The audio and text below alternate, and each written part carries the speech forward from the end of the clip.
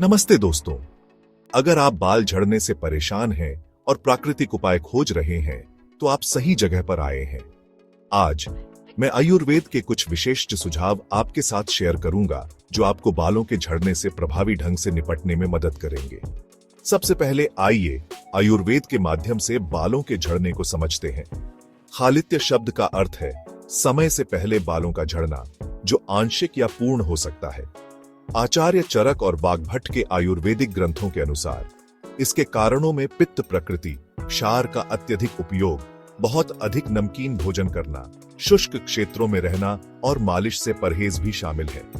अन्य कारक जैसे विषाक्त पदार्थों का जमा होना, धूल का संपर्क, अत्यधिक गर्मी और देर तक जागना भी योगदान करते हैं। अब आइए खालित्य के पैथोफिजियोलॉजी या संप्राप्ति पर नजर डालते हैं। खालित्य में त्वचा और बालों के रोम छिद्रों में भ्राजक पित्त असंतुलित हो जाता है।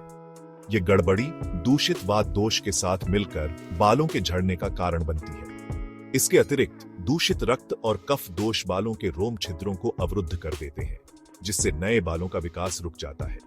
यह मुख्य रूप से पित्त से संबंधित विकार है, लेकिन सभी तीन दोष वात, पित्त और कफ रक्त के साथ मिलकर इसमें भूमिका निभाते हैं। आयुर्वेद खालित्य को लक्षणों के आधार पर 4 प्रकारों में वर्गीकृत करता है। पहला, वातज खालित्य सिर की त्वचा और बाल जली हुई और रूखी दिखती है। दूसरा, पित्तज खालित्य सिर की त्वचा और बाल नसों वाली और पसीने से तर होती है। तीसरा, कफज खालित्य सिर की त्वचा और बाल मोटी और तैलीय होती है।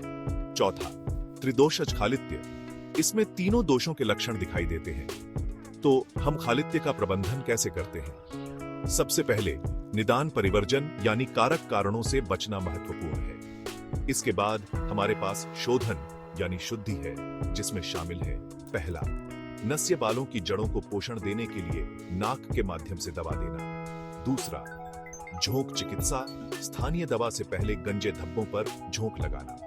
तीसरा, विरेचन कर्म, पित्त दोष को संतुलित करने के लिए एक शुद्धिकरण चिकित्सा।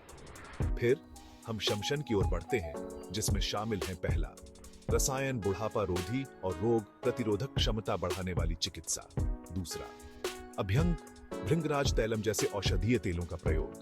तीसरा, लेप, सिर की त्वचा पर लगाए जाने वाले औषधीय लेप। योग भी एक भूमिका निभाता है। सर्वांगासन जैसे आसन मस्तिष्क और बालों में रक्त के प्रवाह को बढ़ाते हैं, जिससे विकास को बढ़ावा मिलता है। अंत में बालों के झड़ने को रोकने के लिए यहाँ कुछ जीवन शैली युक्तियां दी गई हैं। करें, बालों को सुखाने के बाद रोजाना अपने बालों और स्कैल्प पर तेल लगाएं। अपने बालों को गुनगुने पानी से धोएं। प्रोटीन और फाइबर युक्त भोजन करें।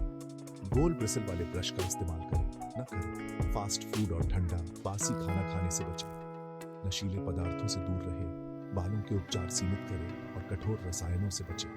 अपने सिर को लंबे समय तक सीधी धूप में न रखें। इन आयुर्वेदिक उपायों को करने से आपको बालों के झड़ने को प्राकृतिक रूप से प्रबंधित करने में मदद मिल सकती है। याद रखें, निरंतरता ही कुंजी है। देखने के लिए धन्यवाद। अगर आपको यह वीडियो मददगार लगी हो तो इसे लाइक और सब्सक्राइब करें और आयुर्वेदिक नुस्खे जानने के लिए हमारे साथ बने रहें। अगले वीडियो में मिलते हैं।